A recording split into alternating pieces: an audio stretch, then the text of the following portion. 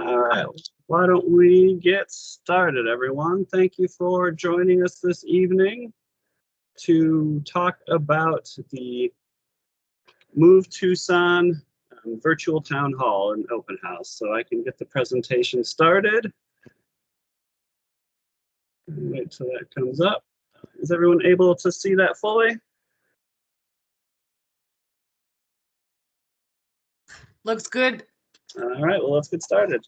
Well, again, thank you very much and welcome. Apologize for the little mix-up for those of you who ended up in the other chat room. The wrong link got posted to the Move Tucson website, so hopefully we're able to get everybody out of there and into here. That was next week's meeting. So tonight we will be discussing the Move Tucson project list. It's a $5.7 billion proposed project list that has been developed over the last year through the Move Tucson process. The structure of tonight's meeting will be a 20-minute presentation followed by 40 minutes of questions and answer. In the second hour, starting at 7 o'clock, we'll be doing the same presentation, but changing over to Spanish. If we aren't able to get to everybody's questions in the time allotted in the first hour, we will be taking questions bilingually in the second hour. Before we get started, just a reminder, please mute your phones, microphones. We want to go through the presentation and kind of move that along, provide some of the background before we open it up for discussion. And I just want to say thank you again very much for coming this evening and your interest in the Move Tucson process.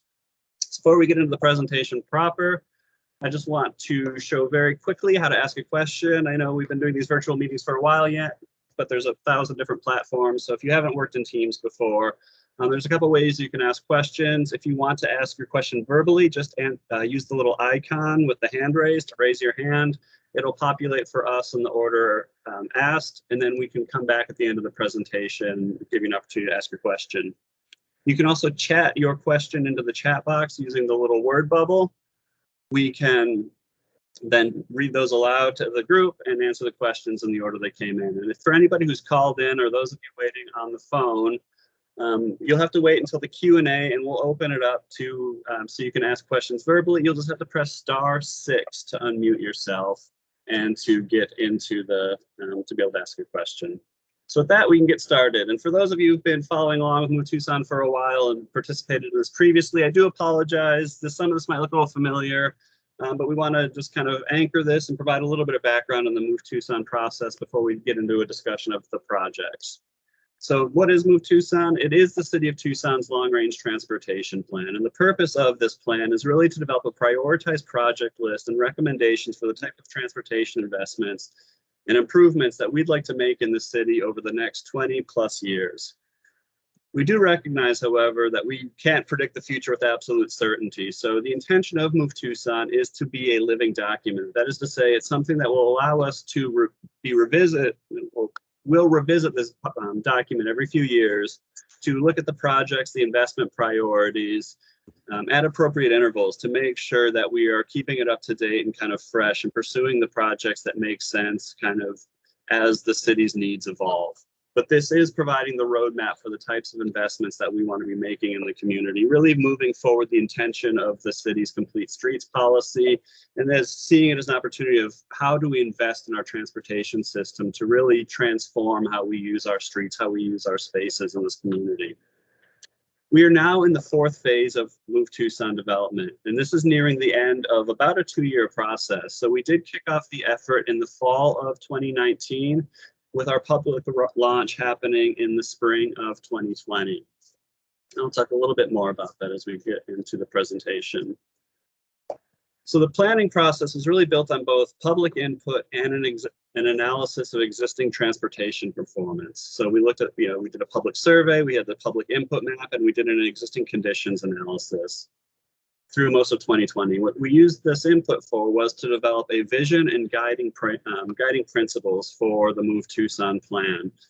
The vision and guiding principles then informed the development of this project list, as well as the prioritization framework by which we evaluated the projects to ultimately develop a prioritized project list, which we're now sharing back with the community, which is kind of forming the backbone and the foundation of the Move Tucson plan. So this is a major milestone. We've been working and doing a lot of the background work over the last 18 months to really get to this point where we have that project list to start to see what our needs are, what that investment portfolio would look like.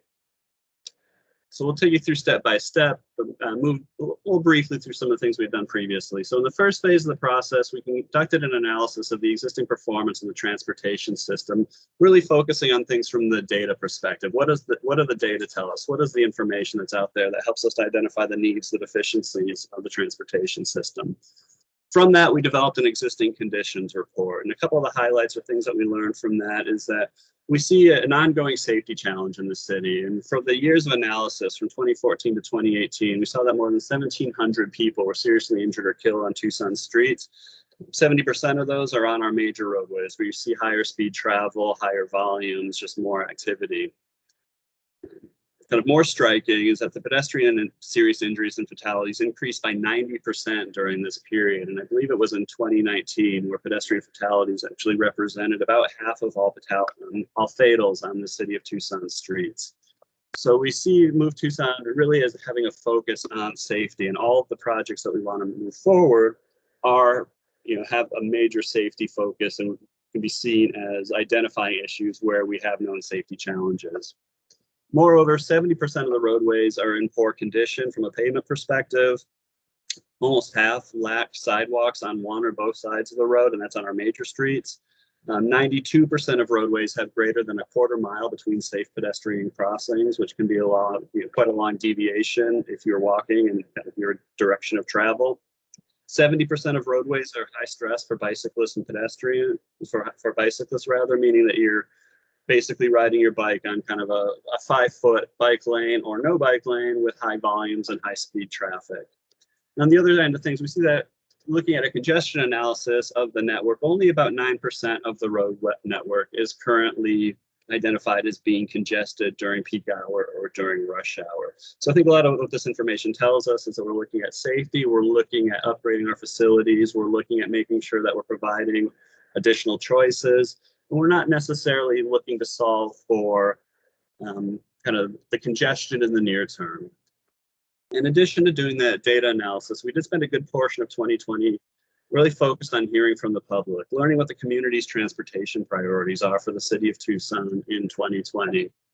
This started with the Complete Streets Coordinating Council, who is the public oversight committee for the Move Tucson process. And this is a standing committee of the city of Tucson, which is composed of 20 members just 20 residents of the city who represent a variety of kind of geographic interests and perspectives about our transportation system. And we've brought every kind of milestone of Move Tucson through the Complete Streets Coordinating Council, and they've really helped us to kind of frame and form the recommendations of this plan to date. In terms of the broader public process, we kicked off the public-facing portion of the plan in February of 2020 with a large event at the Fox Theater downtown. And unbeknownst to us at the time, this ended up being the last really significant in-person event we conducted for Move Tucson as we transitioned to virtual, almost exclusively virtual events in response to the pandemic, and pushed everybody through these virtual meetings. We've done 1,000 of them, all of us collectively. Online tools, and really focused on getting people into these things through our websites. So the first option for people to participate that we wanted to push people through were using this public input map. And the intention of the public input map was really to help understand what people were seeing on the ground, kind of crowdsourcing project development. So it allowed residents and everybody who participated to identify specific locations, specific improvements, specific projects they would like to see within the city of Tucson moving forward in this 20-year planning horizon. This input method allowed people to identify what projects they wanted to see ultimately incorporated into Move Tucson, which we used as an input to inform the development of this ultimate project list. That particular website had over 6,000 interactions with hundreds of project ideas submitted by members of the community. We also conducted a priorities focused survey, asking more about what residents wanted out of the transportation system as a whole, not necessarily project specific. About 4,500 residents participated in that survey with a balanced response rate across the city. So we focused a lot of our resources and effort and attention of our outreach efforts to reach people who lived in areas of the community with the highest barriers of participation in these types of planning initiatives, recognizing that with the lack of a lot of the in-person activities, that it put up additional barriers to being able to attend some of these meetings. I think one of the successes of Move Tucson has been that as we went through that first phase, what we ultimately did see was that we had a kind of a pool of participation, or people who participated really reflected the city of Tucson in terms of kind of the ages, the demographics, the income levels, the geographies. We really did see people who represent what this community looks like, which was fantastic. So what we heard through that survey was really that people are telling us that they want to see a more balanced transportation system in the city of Tucson. So 58% of survey respondents, which is the highest number, said, how should Tucson's major streets move people? It is to provide balance to meet the needs of all modes, all users. Moreover, when talking about kind of top 3 priorities, the residents supported better crosstown mobility, supporting investments in a sustainable city, improved safety for all modes, improved walking, biking, public transportation, and improved maintenance of existing infrastructure. We also asked people to think about it financially. So in terms of how we invest in our system, not just what our priorities are for what we want to achieve, but how important is it that we invest our money in these certain types of projects, not specific projects. So what we saw there was that what people saw were very important for investments were improving safety of roadway crossings for people walking and biking, followed closely by repaving streets, building more accessible sidewalks, improving traffic signal timing, and building safe, more connected bikeways. What we're seeing as less of a priority would be investing our resources in widening roadways and slowing down travel speeds. So we took all of that input that we learned through phases 1 and 2, the data analysis, as well as the public engagement, and turned it into a summary and kind of a framework for developing projects and evaluating projects. And at a very high level kind of summary, what we heard from the community and what was affirmed by the data, and what the Move Tucson project list is really focused on, is increasing travel choices, getting away from a primary focus on addressing kind of vehicular capacity needs, and looking at how can we improve safety, how can we meet the needs, of what everybody's trying to do in the traveling public. Improving safety for all modes, and really focusing on investing in the infrastructure that we already have before we look to expand and build out and build more. We took all that information and then translated that into what became the Move Tucson guiding principles, or what is the framework we've used to evaluate the projects to help develop the projects. And the 6 guiding principles, I'll move through very quickly, are authentic, which is pursuing projects that are context sensitive and fit the needs of the community in which they're located. Connected, which really means reducing barriers to movement for all modes. Optimized, which means kind of investing in the system that meets the needs of users at the most efficient rate, be it adding capacity where needed or reallocating space where we have too much capacity. Safe, improving all mode safety. Resilient, which is improving sustainability in the face of climate change. And equitable, making investments where residents face the highest barriers to transportation. So also in this kind of guiding principles recommendations phase, the next step was that we wanted to take those guiding principles and help inform the development of the project list and develop that project list. So what we were sharing out through the virtual open house through the website, and the link that was shared in the chat box, is a project list of ultimately 234 projects totaling about $5.7 billion. And these projects come from a variety of sources. One, we derive projects from the existing conditions analysis, and that is, we looked at the data and we identified where there are needs on deficiencies in the system in terms of, where they're missing sidewalks, where is there high stress for bicyclists, where is there excess capacity, or where is there projected congestion, where do we have a history of poor safety performance. All of those help to identify where there are needs, where there are projects. We gathered projects from that Move Tucson public input, from the public input map, and where we saw themes and kind of project ideas clustering and emerging, we use those to inform the development and evaluate projects. And then a review of unfunded projects and existing transportation plans, such as Pima Association of Governments Regional Mobility and Accessibility Plan, the RMAP, the Pima Regional Trail System Master Plan, the Bicycle Boulevard Master Plan, the Long Range Regional Transit Plan, among others. But because we recognize that we can't fund everything in this plan within the planning horizon, $5.7 billion, we're not going to see that much revenue in kind of the 20 plus years that we're looking at with the Move Tucson horizon. We also developed a project prioritization tool. And the project prioritization consists of taking the guiding principles here on the left and using them to quantify network performance to be able to directly compare the needs of different segments of the roadway, kind of evaluate them on the same criteria. For example, roadway segments receive more points if there were opportunities to close transportation gaps, which was meeting the goal of the guiding principle of connected, were projected to be congested or had excess capacity, which was how we were interpreting kind of moving forward, optimize, building the right sizing the system to the needs that we have. Whether there was a history of safety challenges, which addressed the guiding principle of safe, whether that part of the network can better support short local trips, that is, if there's kind of a mix of uses and densities and residents can move between those and shorter trips, that addressed resilient, and whether the network was located within an equity focus area, that is, areas of the city where residents have lower access to automobiles, higher rates of poverty, higher concentrations of people of color, those things that tend to result in more reliance on public transportation, walking and biking, and the needs for more investment. The max total score at the segment was 100 total points that could be applied to any segment of the city.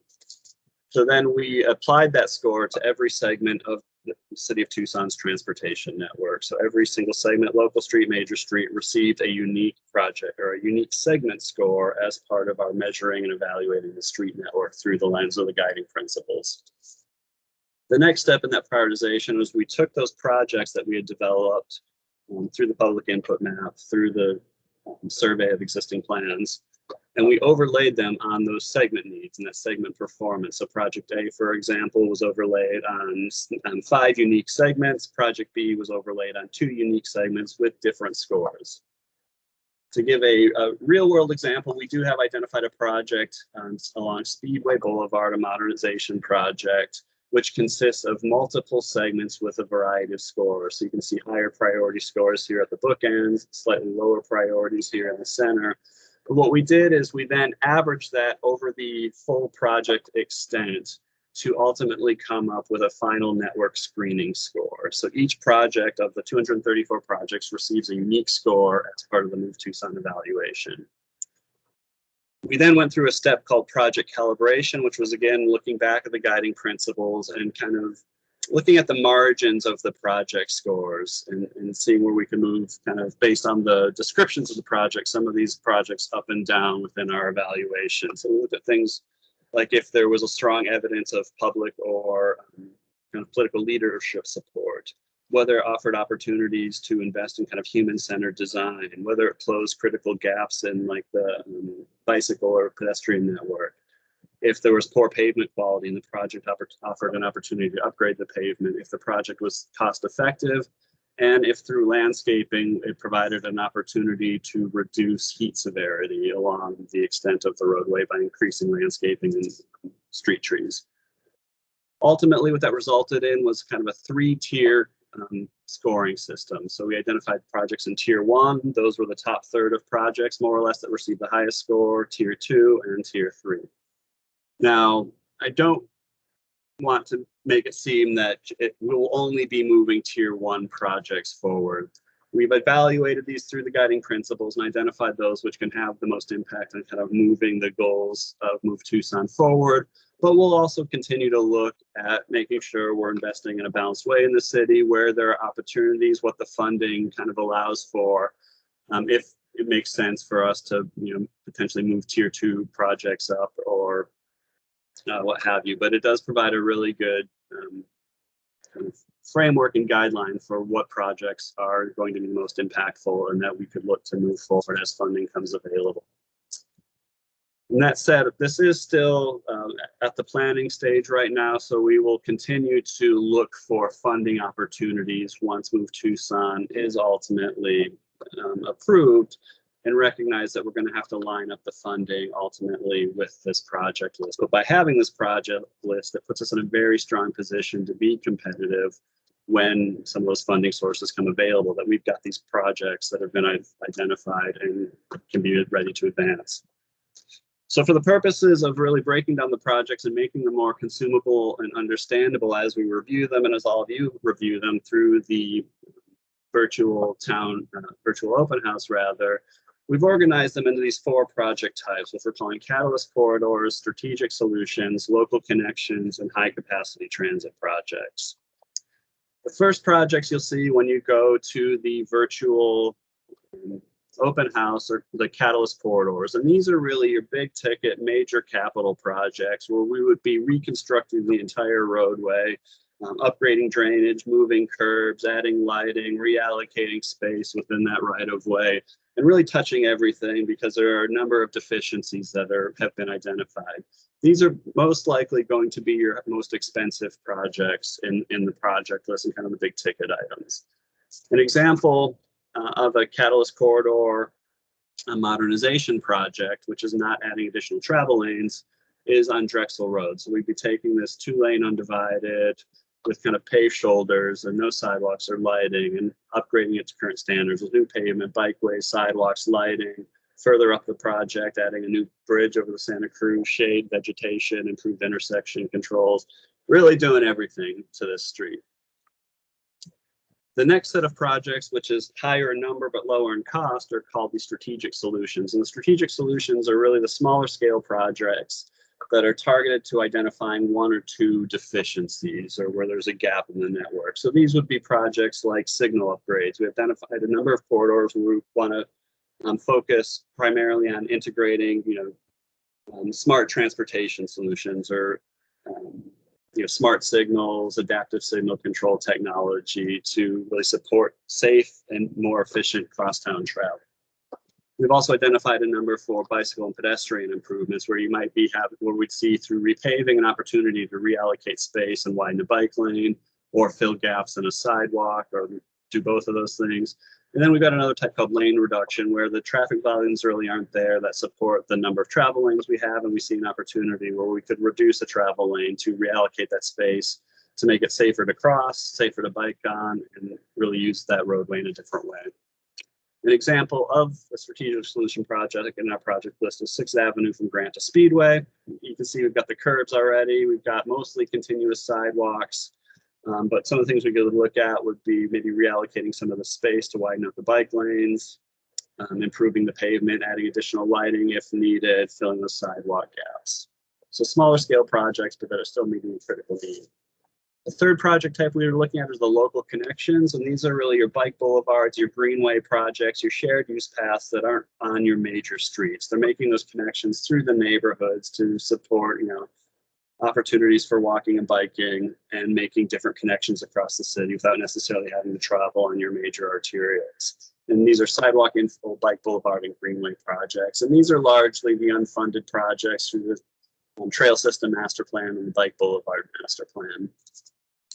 And then finally, we have the high capacity transit projects, which are your streetcars, your bus rapid transit projects. We've identified these 7 locations. And these largely come from the Long Range Regional Transit Plan, although there were a couple of others that have also made it onto the list. So what we're encouraging all of you to do would be to go to this website. Helen, if you would, could you drop that into the chat box again in case it got lost? It's an opportunity to dive in more detail to all of these projects, share your opinions about any of them, learn more about the process. So where we are right now with next steps is we're in July and we're taking public comments on this project list that's been developed through Move Tucson. Beginning in August, we'll be looking to finalize the Move Tucson project list and develop a draft implementation plan, which will have more information about kind of funding priorities, sequencing potentially, looking at what projects we want to advance more quickly than others. And then we'll bring that implementation plan to Mayor and Council for review before finalizing the entire Move Tucson effort in October.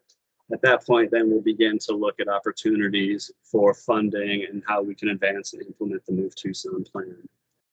So with that, I can very briefly show the website if you haven't had an opportunity to see it. And then I can take questions. Is this up and everybody can see this? Yes. Thank you. So if you follow the link that was dropped in the chat box, you'll come to this website here. I would recommend you launch in a new window to go to the town hall. If you're coming back like I am, you can choose to continue or start over. I will continue. The reason you'd want to select continue is because it's going to save anything that you have added to this site. So you can come back at a later date and review more projects. So it's a very flexible and kind of fluid approach. The first thing you'll find is just a little bit of background about the project list, the timeline. You can also find the existing conditions, the public input, the guiding principles. All that information is available on the landing page. When you get started, what's going to happen is some instructions will pop up on how to use the interactive map. So you can read through that to get some sense of it. I'm going to land here on these Catalyst Corridors projects, which are the big capital projects. Information about the Catalyst Corridors is here on the left panel, as well as I can open up a PDF list of this project list if I prefer. It tells me some facts about it. And it tells me about the different subtypes of projects. The modernization, which is upgrading projects without changing the number of travel lanes. The lane reduction projects, which is reallocating space. And the expansion projects, which is adding travel lanes. I can review this whole project list, kind of respond to them as a package of projects, and then I can continue. I can also click on any of these projects to get more detailed information about what's the project description, the estimated project cost, the project location, the to and from streets, and I can share my thoughts on it. So I can like this project, I can dislike this project, or I can add additional comments over here if there's any other thoughts I'd like to share about this particular project. After I've done that, I can continue on to the strategic solutions projects. I can also navigate using this drop down up in the top right corner here. I can move between strategic solutions, local connections, high capacity transit, and back and forth. And again, this is absolutely flexible, so you can comment as many times as you want. It'll save your work, or you can kind of move back and forth. And then the final piece of the exercise is a distribution of kind of funding priorities. So we've created a hypothetical transportation budget of $100, which we're asking participants to distribute across transportation priorities. These top three up here are just the kind of named projects that were on the map. How much of our $100 would we want to spend on the Catalyst Corridors and strategic solutions, the high capacity transit, local connections. And then we recognize there are other kind of system-wide needs that we're calling packaged improvements. So how much of that budget would you want to spend on pavement repair, on sidewalk repair? And it's kind of capped, so I got to move something down to move something up, neighborhood street improvements, et cetera, et cetera. I push next and I can submit, and I can come back at a later time and also change this. So that's really the tool that we have available right now. We're asking people to kind of share their thoughts and weigh in on the project list before we really seek to advance that. And with that, the presentation is wrapped up, and I'd be happy to take any questions that anybody might have. And let me start with the raised hands. Let's see. I'll start with the chat box.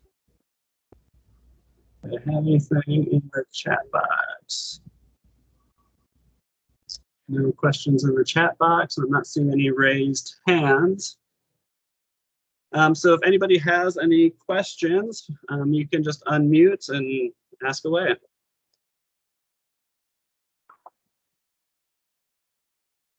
Or drop it into the chat box, whatever you prefer.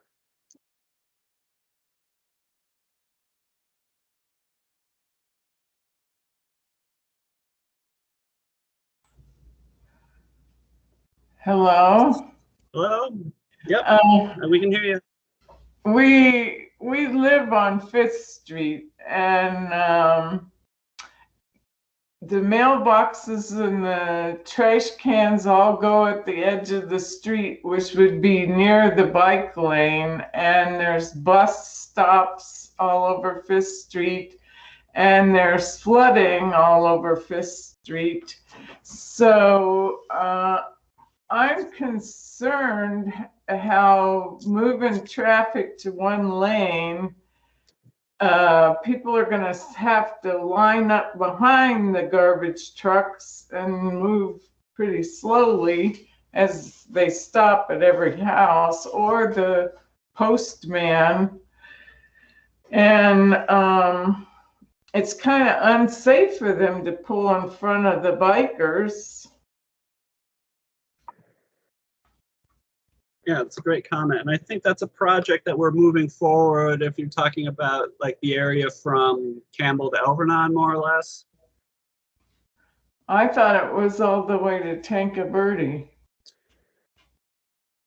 Yeah, so we are looking at it for 5th, 6th, all the way to Wilmot, I believe. Wilmot, yeah. We'll take a look at that. Those are certainly some of the questions as we move some of these projects that kind of at the planning level and are more abstract, and identifying those needs into design and better understand the constraints and what the feasibility and possibilities are for some of these opportunities. Yeah, in some places it's pretty wide between the street and the houses, but it would take some complicated designing for sure. And they talked about repaving, but they didn't mention fixing any of the drainage problems. Mm-hmm. That's what keeps ruining the street. Yeah, that's a great point. We did incorporate drainage into the kind of the planning level cost estimates as we looked at these projects. So that was certainly a consideration as we looked at how much we would need to spend on this. Okay, that's good. But absolutely, as these projects advance, a further engagement with the residents nearby will certainly be a big piece of them. And we'll have to look at things like how can we mitigate against mail delivery and garbage pickup, and make sure that we are rolling forward the safest possible designs. And buses. And buses, certainly. Okay, thank you. That's a great comment. Thank you. Hey, Patrick, I wanted to ask you about the meeting coming up on July 31st, public meeting number 3. How will we realize our vision for mobility in Tucson? Could you put that in a little bit more plain English, or what your expectations are of that meeting, or what you expect the meeting to be like? Yeah. So actually what that is a link to the virtual open house, which is open until July 31st. So if you click on that, you're going to come through to the virtual open house, which we shared in the chat box, and it's open until July 31, and that's kind of the termination date. So we'll update that, make it clear what exactly we're asking for there. But it's not a specific meeting. The 2 meetings are tonight and the 23rd. Okay, thank you. Yep, thanks a lot for your question, and we'll clarify that. Diana, your hand's up. Yeah. Hey, good evening, Patrick. I wanted to say good evening to everybody that had joined tonight's conversation in the open house on Move Tucson. And I kind of also wanted to touch on that question about mobility as well, because mobility is how you want to move. And there are, so it could be, just think of it in the context that you want to be able to walk somewhere. So let's just say, for example, we live in the downtown area, which I live in the downtown area, and I want to be able to walk to certain restaurants and have a dinner and everything, but there's not sidewalks along the way. So mobility to me would be really important to have an accessible sidewalk so that I would be able to walk to that restaurant, sit down, have a nice dinner and a glass of wine, and then walk back home and not be worried about getting behind the wheel of a car. So that's one means of mobility. Another means of mobility would be if I choose not to be an individual that owns a car and I want to be moving by a bus, what does that mobility access need to look like to allow me to get around safely, conveniently, and reliably? And so that's part of the Move Tucson. And then you stretch that mobility also from bus to bike to walking to car to our streetcar is a mobility initiative. But let's also keep in mind that part of our mobility is as we all age out, we're going to have some disabilities and challenges. So whether it's we lose our eyesight or our hearing, or perhaps we need assistance with a walker or a wheelchair, it's about making that mobility accessible to you, no matter whether you're just born and you're in a stroller or you're 80 years old. So we kind of call it mobility for 8 to 80s. So it's about making that movement by your mode choice safe and accessible. And that's really what Move Tucson is about. It's about us having the conversation with our community about how they envision building that balanced, sustainable transportation system so that you can make whatever choice it is to move both safely and accessibly. So that's what we're looking for, and that's the feedback. And so we've collected a lot of projects so far, Patrick. It's like almost 300 projects we've collected. That's equated to what, $5.6 billion worth of work.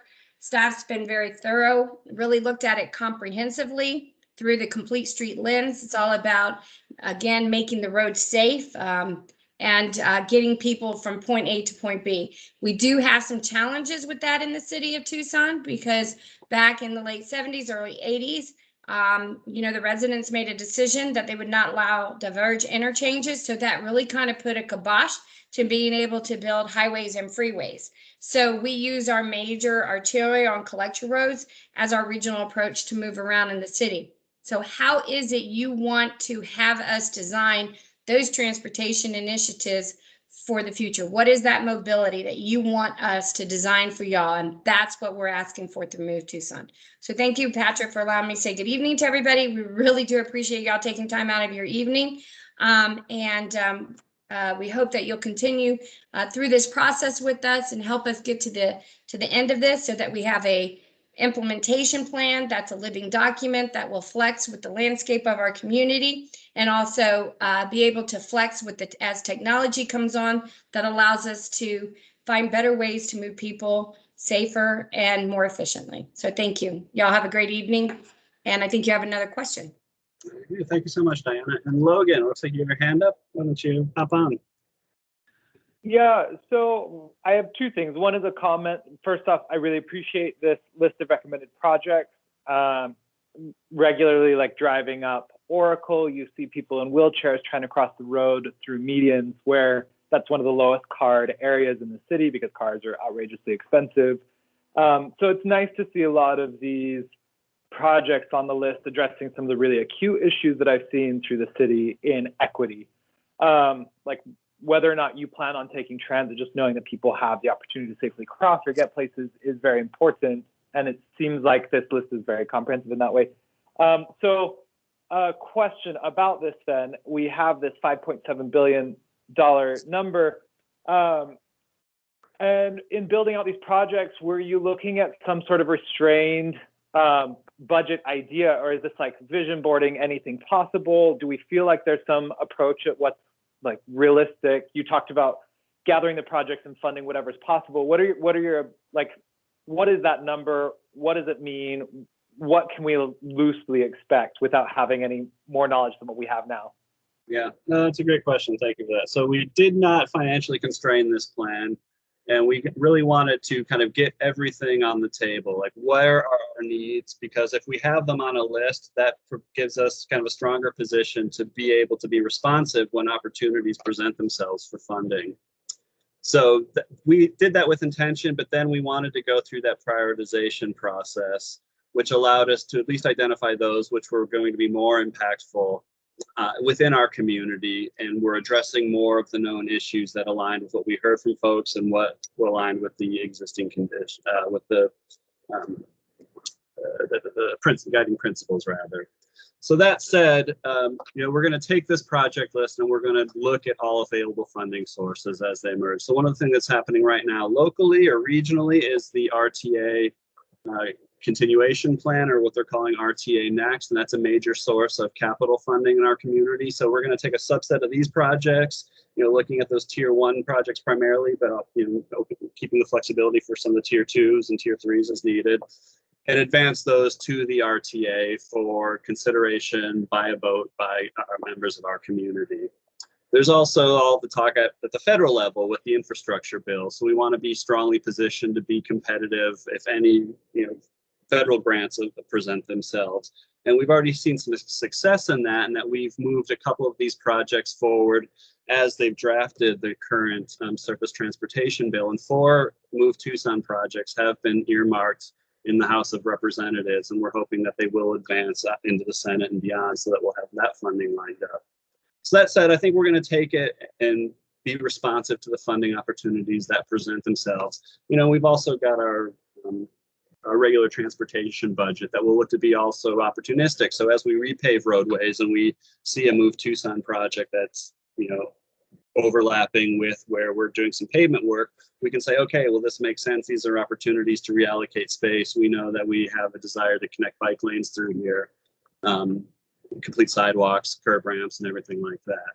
So it's kind of a long-winded answer to your question, but that's really how we are approaching it. Currently we do see about $100 and $150 million annually that we're spending on kind of big capital improvements. So you can think about that projected out over 20, 25 years, $2.5 billion. Maybe we can take on half of this list, but we don't want to restrict ourselves.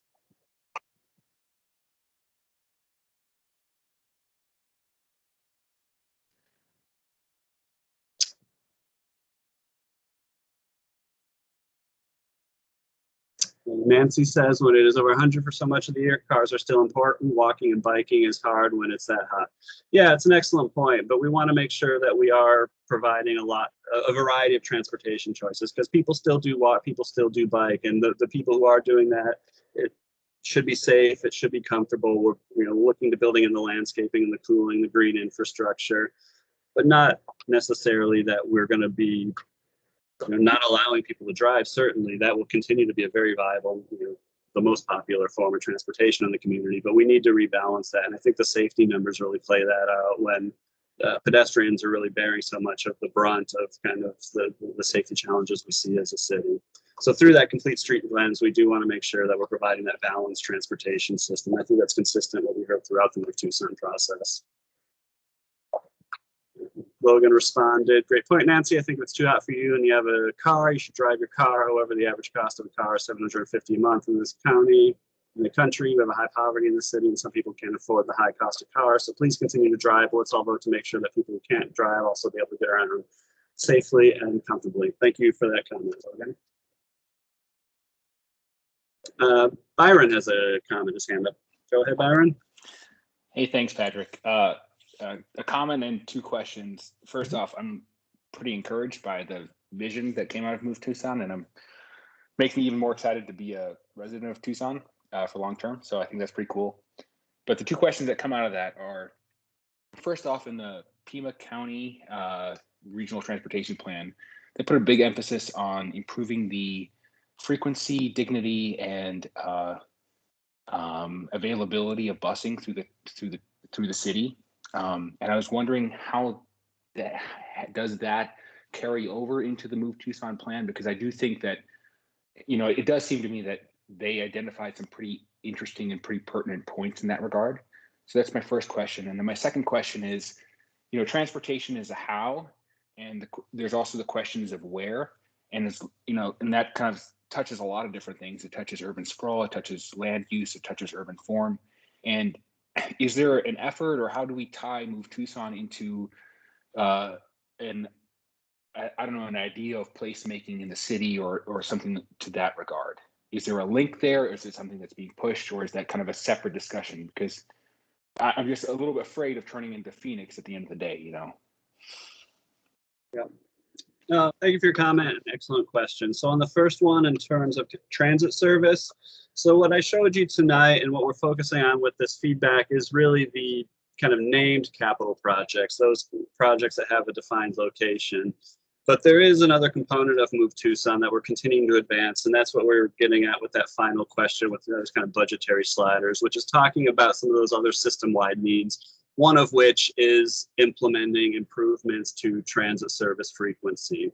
So the baseline document we've been looking at for that is called the Long Range Regional Transit Plan, which talks about building out the frequent transit network and making those kind of 15-minute connections across the city.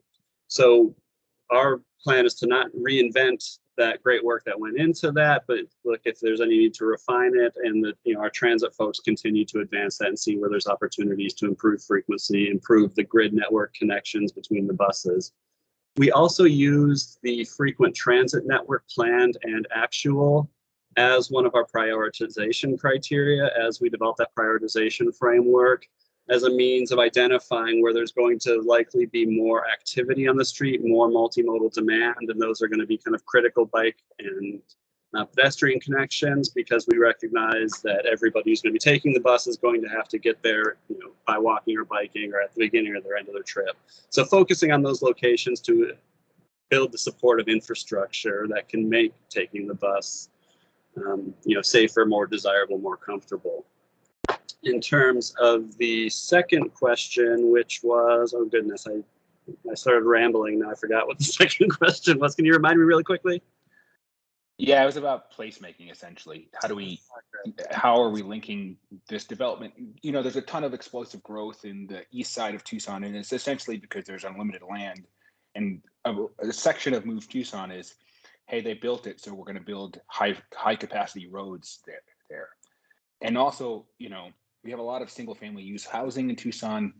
We have some regional placemaking ideas, but a lot of the reason people want to go across town is because they have to go across town to go places. And so is there an effort to tie Move Tucson into a larger idea of what Tucson looks like from a land use perspective?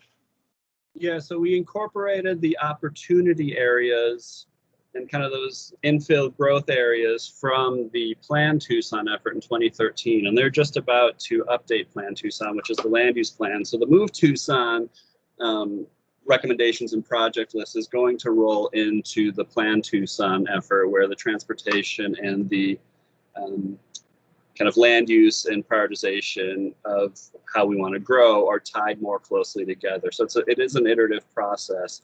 We also looked at, as we develop this and looking at that resiliency measure in particular, areas where you see kind of higher intensity of uses, and making sure that we're supporting those areas as a means of supporting kind of those closer in local trips where the zoning is supportive, where the densities are there, where the mixes of uses are there, knowing that those are going to be more generators of shorter trips and of alternative mode trips.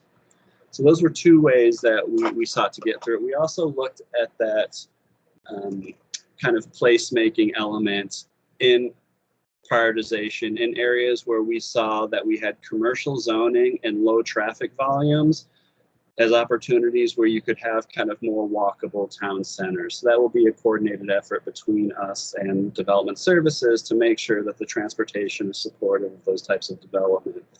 And one of the tools that we've been looking at on some of our corridor projects are some of these overlay districts. Are there opportunities to kind of use the overlay districts as an opportunity to kind of build smarter and more compactly? Thank you. Thanks for your question.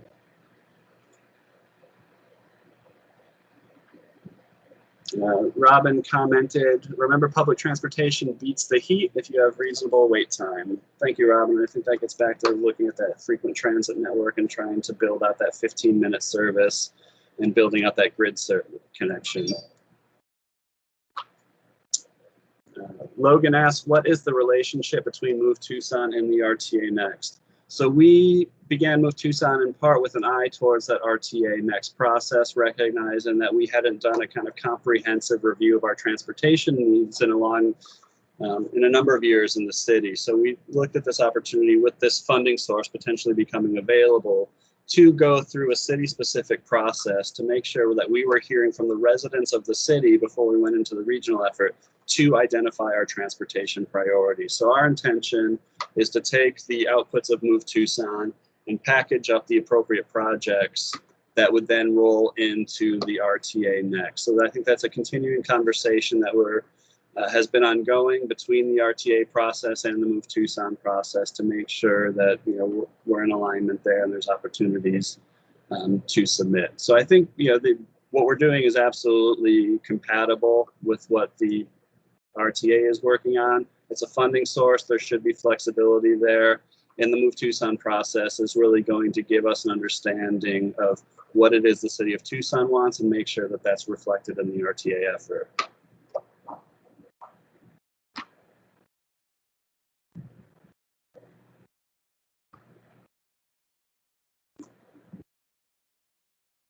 Does anybody on the phone have any questions? I see there's a couple phone numbers. Feel free to hop in. Just hit *6 to unmute yourself, and you can ask away.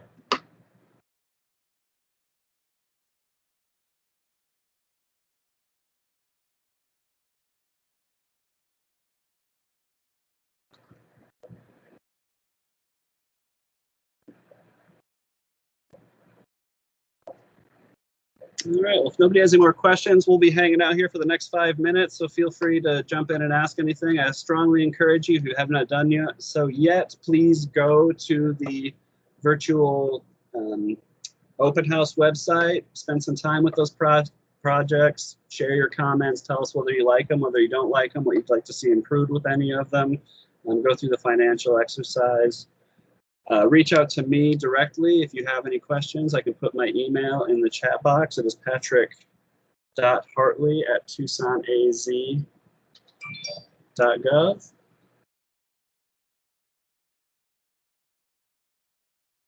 If you have any follow-up questions or like to have a conversation in more detail, I'd be happy to chat with you. We will be switching over to Spanish at 7. You're more than welcome to stay on. It will be on the same line here. But if nobody else, I think that's all we have for you this evening. But we're still available if you have any additional questions. Thank you so much for coming. Great questions, great conversation. Really appreciate you being here. Have a good night, everyone.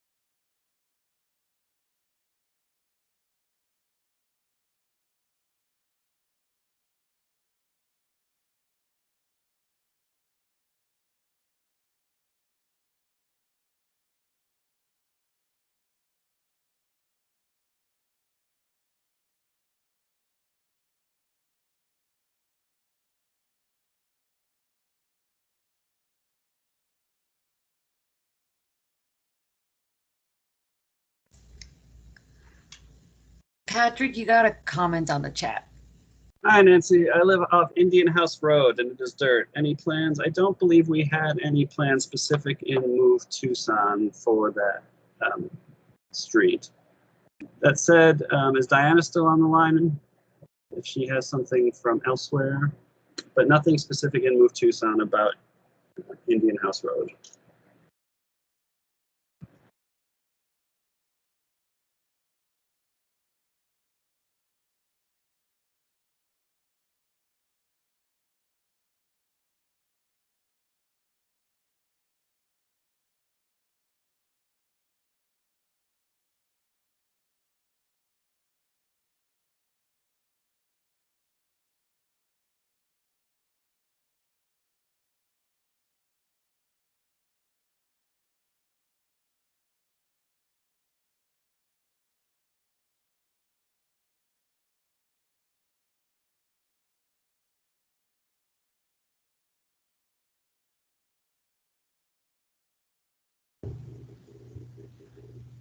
Hi, Patrick. Are you still there?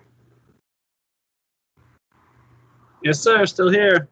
Hey, this is Carlos from the Tucson Pima Historical Commission, and I've spoke before, and I'm always just want to voice my concern about unnecessary demolitions to accomplish the various goals. And I really think that all these plans are really well thought out. I mean, there's everyone's put so much effort into it, and I just find that I just want to make sure that we remember that to accomplish these goals, if you have to demolish buildings, you're actually changing the very character of the city. And so specifically, I was curious on some of these projects. I know some other projects, if the right of way had to be expanded and it even touched a adjoining property line, then that property had to be acquired. And if it was acquired, it was most likely going to be demolished because nobody wanted to be like a landlord, for instance, with these projects. Now, is that still the case, or can a portion of right-of-way be acquired without acquiring the whole property? As far as I know, we can certainly acquire partials, so long as the property is still economically feasible. So we have to just be cognizant of making sure that the driveway access is there. There's the appropriate number of parking spaces to make sure that that's still an economically viable property, and we're not touching the structure itself. So yeah, I think there are opportunities to work around the structure. It's when we start to have to close off that access or the parking is lost that you get these remnant parcels that becomes more challenging. Yeah, because those remnant parcels, then if they're put back together again somehow, then you're going to replace a little business or a residence, usually with like a Walgreens or a mattress store, and that's just not what that neighborhood is all about. So that's always my main concern, and I know even if it's not about character or historic preservation, I mean it also adds quite a bit of money to the projects, doesn't it?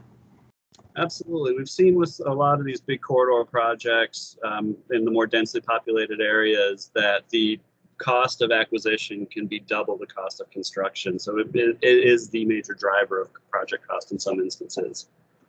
Yeah. But anyway, I just thought I would just drop that in there, but yeah, I appreciate all the work you guys are doing. I mean, it's so well thought out. I don't think I hear people's questions. I don't think that anybody, including myself, is bringing up anything that hasn't already been thought of. But it's still, I appreciate the public process, and anyway, keep up the good work. Yeah, thank you so much. I really appreciate that, and thanks for joining us tonight.